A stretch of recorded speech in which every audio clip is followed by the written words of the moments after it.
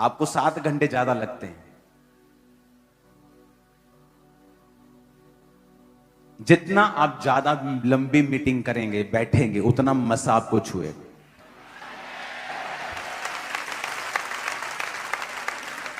मत भागो।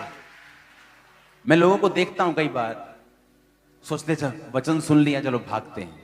शैतान आपको भगा रहा है, क्योंकि डिलीवरेंस टाइम सिर्फ शैतान से डिलीवरेंस आपको नहीं होती है, उन सब चीजों से होती है जो आपको पीछे खींचती है। जब आप घर से निकल ही आए हो, ये तो है नहीं आप लेट आओगे तो आपका किराया आधा लगेगा, या आप जल्दी चले जाओगे तो आधा किराया लगेगा। कौन सी ऐसी मीटिंग है जो आपकी 600 करोड़ की रखी हुई जो आपने आधा घंटा पहले पहुंच के करनी? कोई मीटिंग नहीं। ये शैतान का काम होता है, जल्दी करना। अपनी मीटिंग के शुरुआती, अपनी मिनिस्ट्री के शुरुआती दिनों में कई बार जब मीटिंग खत्म हो जाती थी और हम वर्शिप करते ही रहते थे, तब भी खत्म होने के बाद भी मैंने देखा है उस टाइम भी लोगों की लाइफ में वो काम होते हुए जो पूरी मीटिंग में नहीं हुआ।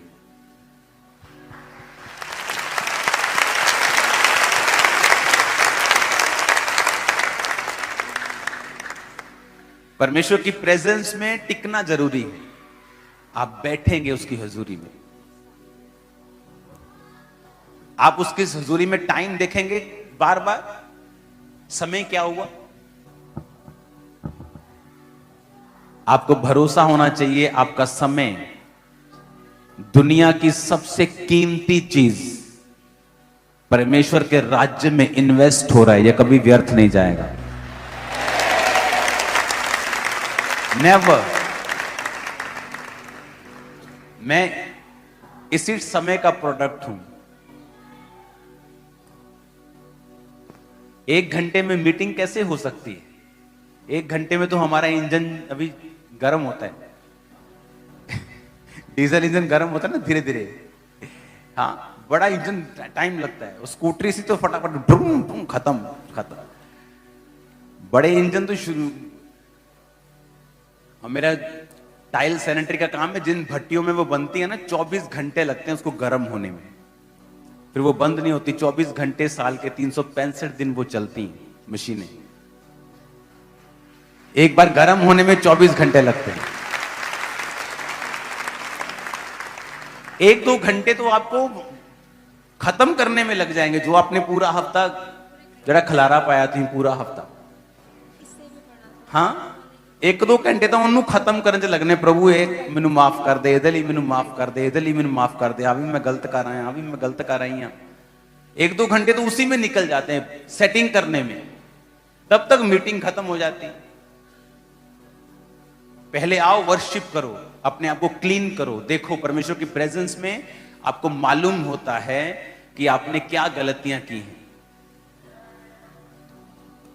फिर आप उन गलतियों के लिए, प्रभु की प्रेजेंस एक ऐसी चीज है जहां आपको फुली कन्विक्शन मिलती है कि नहीं ये चीज सही है या ये चीज गलत है। और फिर आप जब 1-2 घंटे में पूरा क्लीन करते हैं अपने आप को और सेट होते हैं, फिर आप तैयार होते हैं। हाँ, मुझे हर टेस्टिमनी सुननी है, मुझे हर वीडियो टेस्टिमनी सुननी है। अगर आप इंटरनेट पे भी हैं तो एक्स्ट्रा पैक डलवा के रखो। क्या 2-4-500 रुपए का पैक नहीं आता आजकल? इतने में आप बर्गर इतने के खा जाते हो कि मुझे ये यहां डाटा बचा लूं। ये टेस्टिमनी का डाटा छोड़ देते हैं, बाद में डाटा बचाते, पापा के आने तक डाटा बचा लो।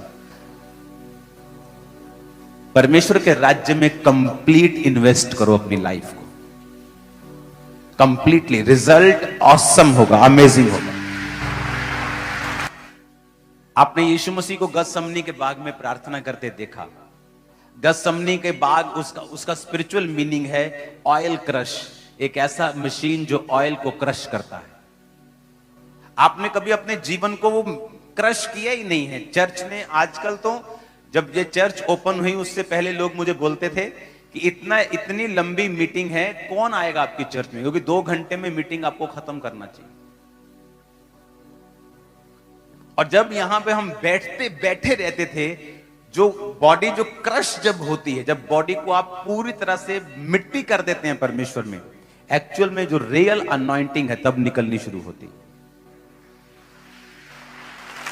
मैं आपको सच कह रहा हूं।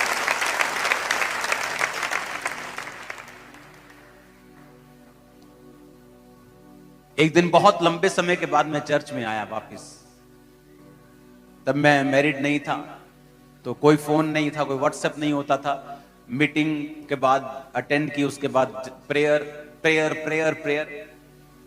और जब मैं वो वापस आया और जब मैं ले हैंड में प्रार्थना कर रहा था, आप इमेजिन करो 80% 90% लोग दुष्ट आत्माओं में मैनिफेस्ट हो रहे थे और आजाद हो रहे थे। सेम लोग, मेरे चर्च के लोग। मैं हैरान हो रहा था, इसमें से भी निकल रहा है। क्यों? जब प्रार्थना हम करने के लिए जंगल में जाते थे, तो प्रार्थना जब होती थी, प्रेयर प्रेयर वर्शिप, रात को सोना नहीं होता था। हर 2 घंटे में आधा घंटा उठ के प्रेयर होती थी। तो जो रात की प्रेयर होती थी 10 बजे के बाद, जब 10 बजे उठते थे नींद में, 12 बजे सो के 2 बजे 4 बजे वाला तो ऐसा होता था कि यार छोड़ दो प्रार्थना, नहीं करनी मुझे। लेकिन सब एक दूसरे को जब देखते थे कि बेइज्जती हो गई, मैं नहीं कर रहा हूं, सब लड़के कर रहे हैं, तो सब एक दूसरे को देखो देखी सब उठते थे और सब प्रेयर करते थे। और तब जब 24 घंटे प्रार्थना के बाद हम बाहर आते थे, ऐसा लगता था कि वाकई शरीर मर गया है, आत्मा जी उठी है, लगता था ऐसे। हालेलुया। हमने प्रेयर ही नहीं की, हमने इन्वेस्ट ही नहीं किया है। हमारी प्रेयर कितनी है? 1 घंटा। 1 घंटे में 10 बार हम व्हाट्सएप चेक करते हैं, 10 बार हमारे दिल में समझ आती है, अच्छा मुझे वो फेसबुक पे मैंने कुछ डाला था, उसका क्या हुआ? वो मैंने उसको ऑर्डर दिया था, उसका क्या बना? वो मैंने पापा को मैसेज किया था, पापा ने रिप्लाई किया कि नहीं किया? वो मेरी पोस्ट पे कितने लाइक आए, कितने कमेंट्स आए? और मुझे काम करने के लिए जाना, वो मेरी कुकर की सीटी बज रही होगी, मुझे खाना देना है, मुझे खाना खाना है। जिस दिन आप इन चीजों से फ्री होकर आप जब प्रार्थना करने बैठेंगे और आप लॉन्ग प्रेयर्स करेंगे, आप गुम होकर प्रेयर करेंगे, आपको बोलने की जरूरत नहीं होगी। रिजल्ट अमेजिंग होगा हर तरफ, अमेजिंग। क्योंकि परमेश्वर आपको यह बताएगा कि ना बल से ना शक्ति से, बल्कि उसकी आत्मा के द्वारा। आप जब इतना टाइम प्रार्थना में बैठते हैं, आप इनडायरेक्टली प्रभु को यह कह रहे हैं कि मुझे तुझ पे भरोसा है, मैं ये भरोसा करता हूं कि मेरी जिंदगी का ये काम तू कर सकता है। नहीं तो अगर मुझे प्रभु पे भरोसा ना होता तो मैं 6 घंटे प्रार्थना करने की बजाय अपने उस काम को कैसे मैं हल कर सकता हूं, by skill, by technique, by this and that, मैं फिर उस पर ध्यान लगाता। लेकिन जब मैं घंटों प्रभु की हजूरी में बैठ जाता हूं, मैं ये प्रैक्टिकली साबित करता हूं कि परमेश्वर मुझे तुझ पे भरोसा है कि मेरा ये वाला काम तू ही कर सकता है। कितने मेरी बात समझ रहे हैं?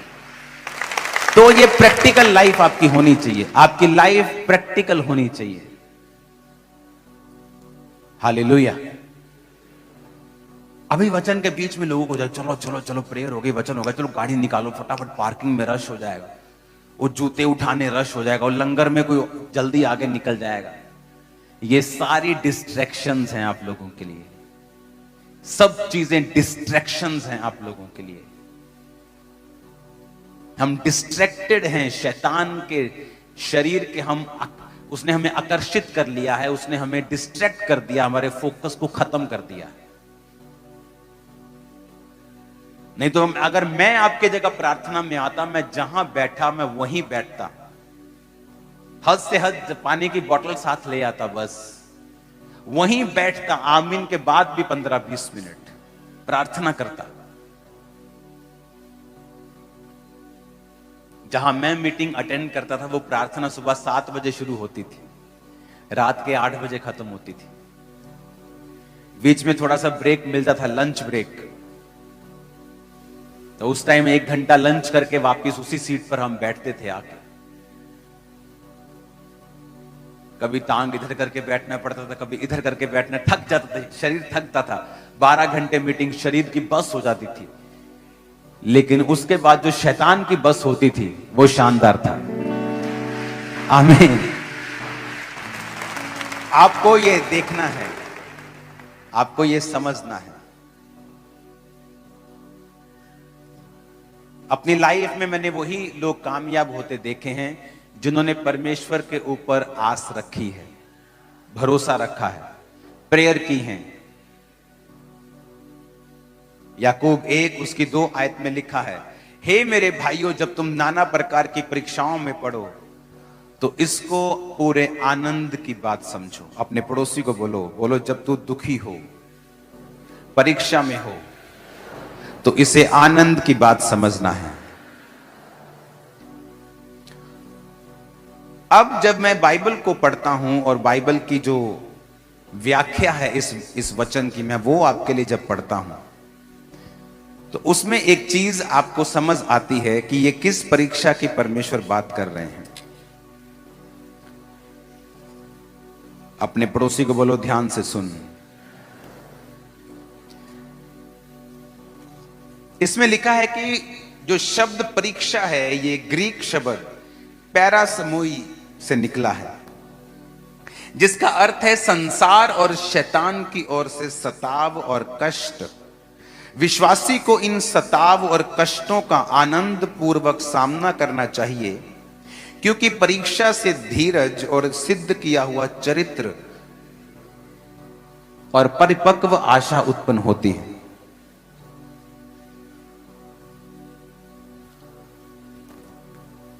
याकूब इन परीक्षाओं और कठिनाइयों को विश्वास का परखा जाना कहता है। कई बार एक विश्वासी के जीवन में परीक्षाएं इसलिए आती हैं कि परीक्षा उसके विश्वास की ईमानदारी को परख सके। धर्म ग्रंथ में कहीं भी इस बात की शिक्षा नहीं है कि कठिनाइयां इस बात का संकेत हैं कि परमेश्वर हमारी जिंदगी से खुश नहीं है। वो इस बात का संकेत है कि परमेश्वर इस बात को मान्यता देता है कि हमारी उसके प्रति निश्चित प्रतिबद्धता है।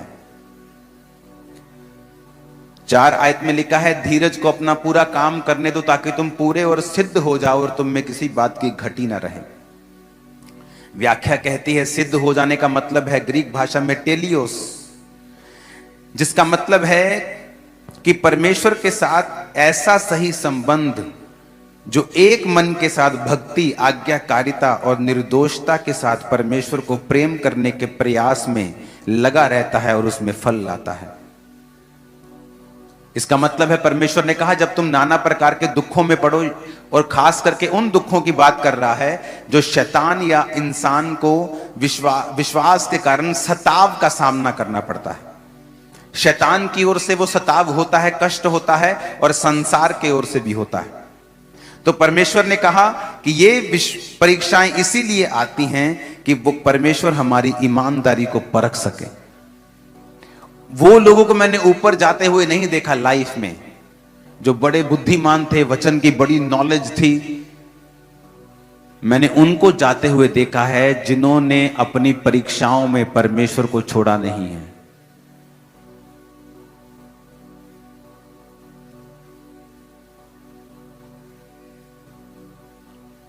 जिन्होंने प्रेम के साथ परमेश्वर को और प्यार करने में फल लाए हैं, जिन्होंने जोर लगाया है इस बात में कि मुझे अगर परीक्षा है, दुख है, तो भी मैं परमेश्वर से मुड़ूंगा नहीं। कई बार आपकी फैमिली से आपकी फाइट होती है।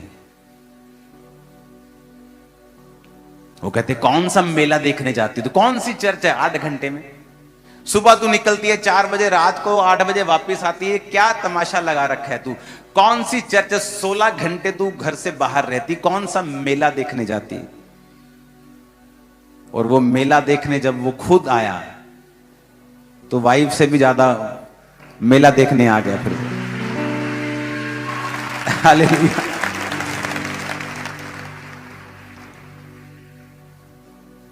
उसने कहा कि अगर तुम्हारे जीवन में सताव है और कष्ट है तो परमेश्वर तुम्हारी ईमानदारी को परख रहा है।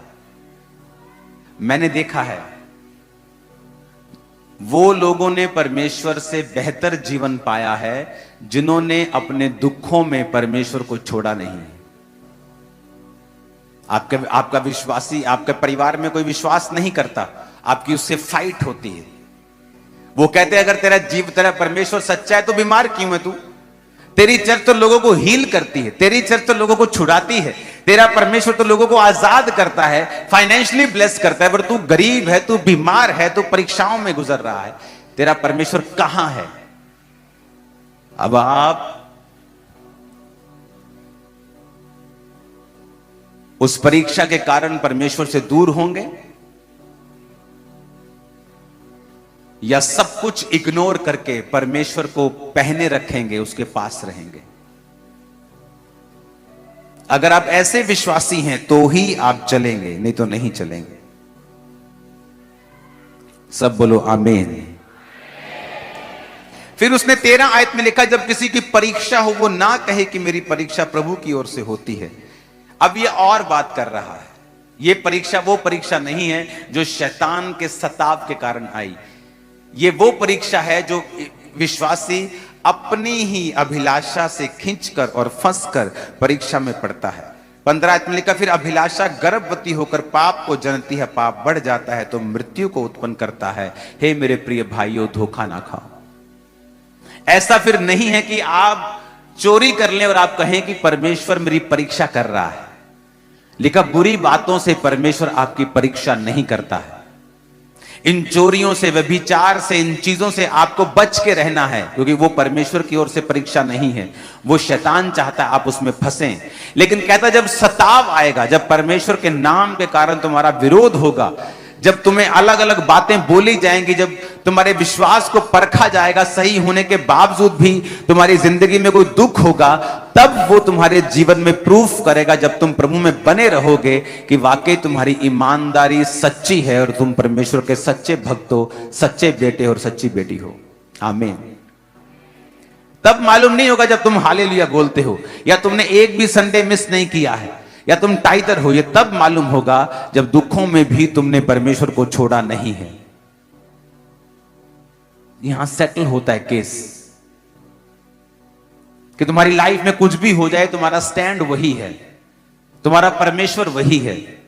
तुम्हारी प्रार्थना कम नहीं हुई, तुम्हारा चर्च जाना कम नहीं हुआ, तुम्हारी फास्टिंग कम नहीं हुई, तुम्हारा प्रेम परमेश्वर के प्रति कम नहीं हुआ। तुम सिर्फ बड़ी बड़ी मीटिंग में चर्च नहीं जाते हो, तुम हर संडे जाते हो। हालेलुया। उसने कहा, यदि तुमको बुद्धि की घटी हो, 5 आयत में, तो प्रभु से मांग जो बिना उलाहना दिए सबको उदारता से देता है। उसने क्यों बुद्धि की बात यहां पे की है?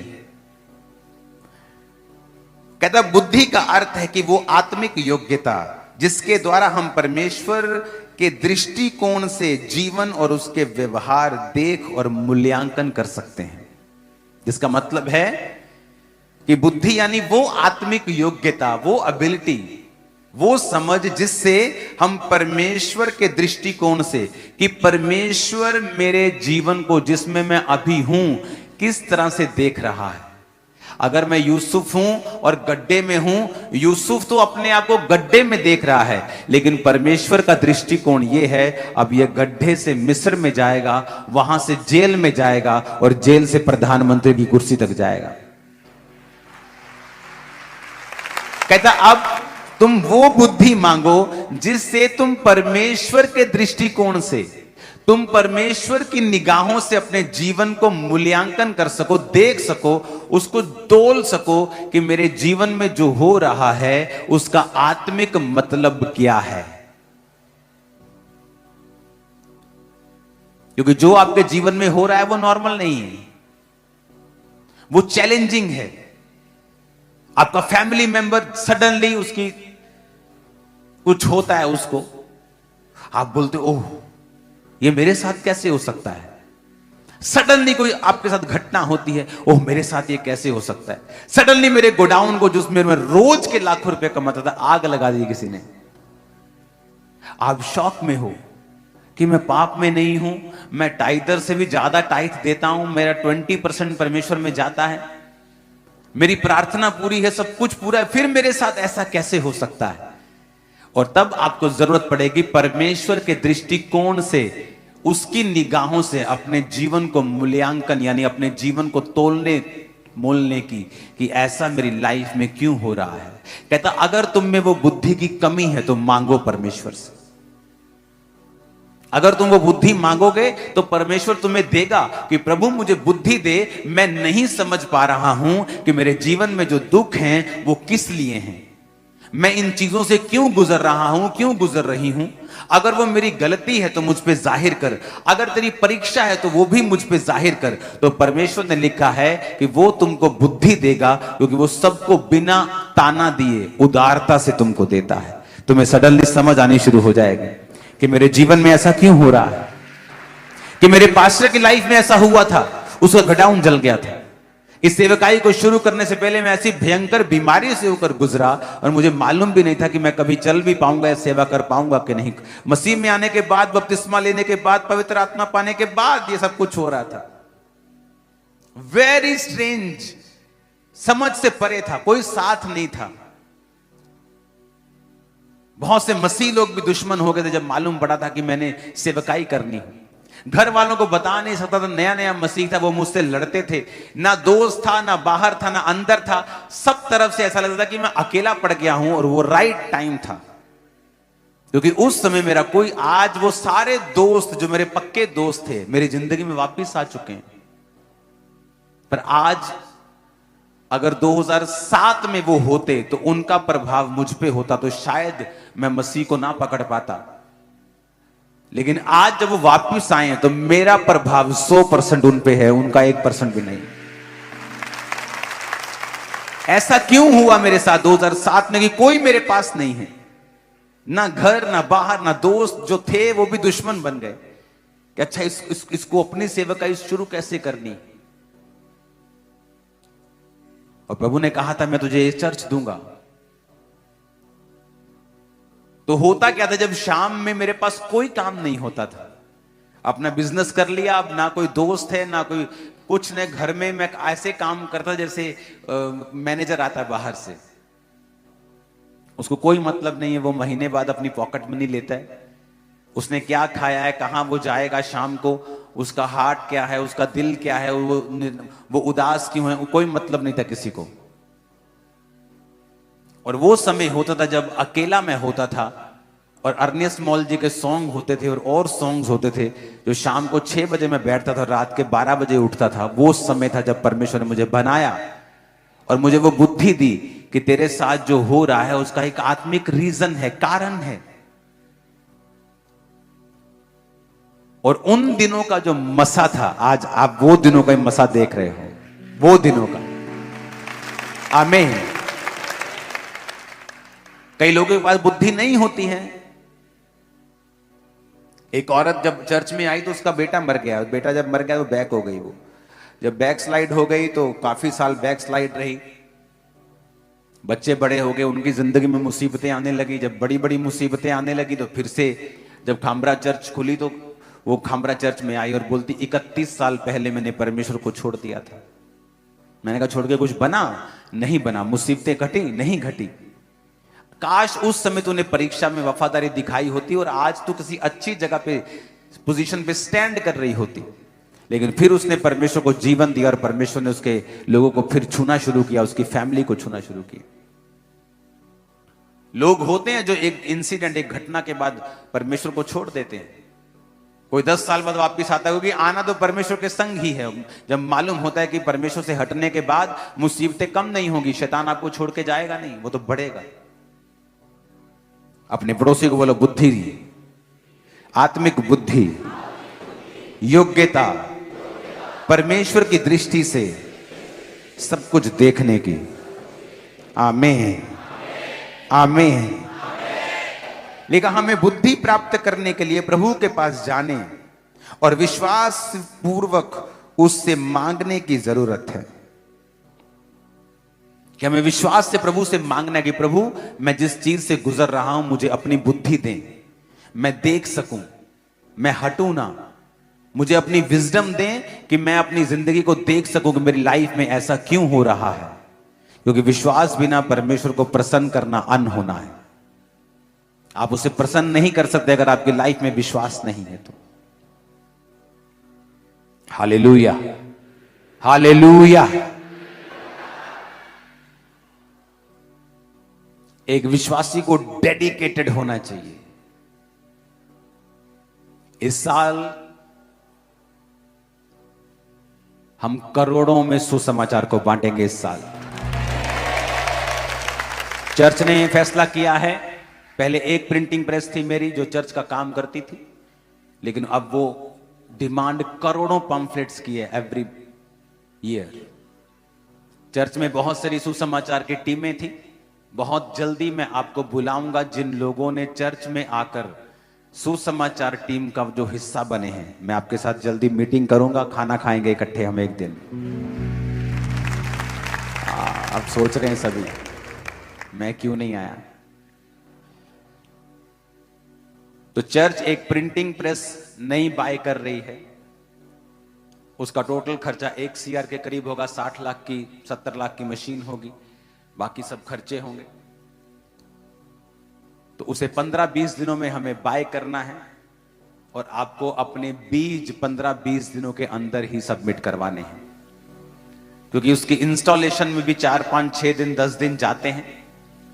और वो 4 कलर मशीन है जिससे जल्दी जल्दी छपते हैं। बार बार पेज को दोबारा वापस अंदर देना पड़ता है, फिर निकलता है, फिर जाना पड़ता है। लेकिन जो ये मशीन होगी जो एक बार में ही पंफलेट को छापेगी। ऐसी टीमें हैं जिन्होंने 60 लाख पंफलेट हमसे मांगे हैं 1 साल के। उनके पास पैसा जितना होता है वो यूज कर लेते, लेकिन उनके पास पैसा नहीं होता तो फिर वो कर नहीं पाते। चर्च अलग से करती है, वो एक अलग टीम्स बनी हुई है, अलग अलग हर बंदा सुसमाचार फैला रहा है। तो हमने फैसला किया कि चर्च उनको जल्दी ही प्रोवाइड करके देगी जितना चर्च कर पाएगी। आप में से जितने लोग सुसमाचार में इवेंजलिज्म पार्टनरशिप में आएंगे, आपकी भी मीटिंग होगी प्रेयर माउंटेन में।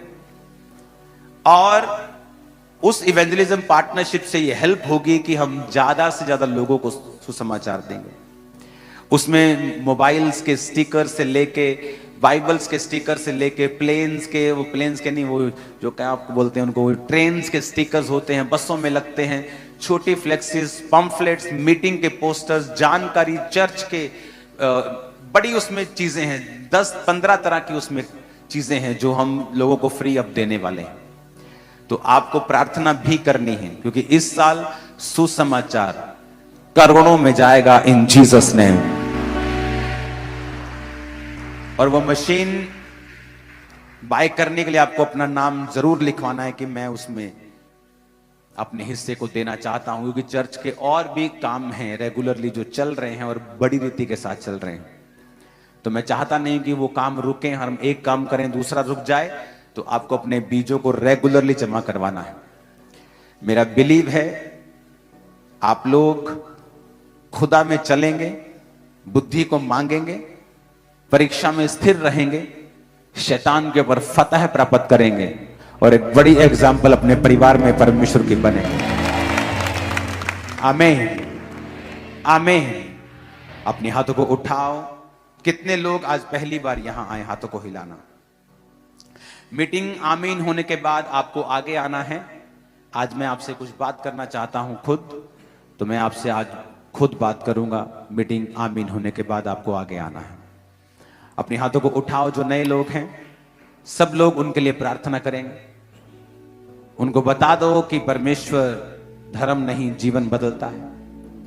और आप किसी संस्था में नहीं आए जो धर्म बदलती है, आप उस जगह पे आए हो जहां हमारा सिर प्रभु यीशु मसीह, जो यीशु मसीह यहां का बॉस है और हम उसके शरीर के अलग अलग अंग हैं। आप वहां आए हो जहां यीशु मसीह हमारा सिर है और हम उसके शरीर के अलग अलग अंग हैं। मैं इस परिवार में आपका स्वागत करता हूं। जो नए लोग आज आए हैं, खुदावंद उन्हें ब्लेस करे, उनकी दिक्कतों को, परेशानियों को दूर करे और अपना आप उन पर जाहिर करे।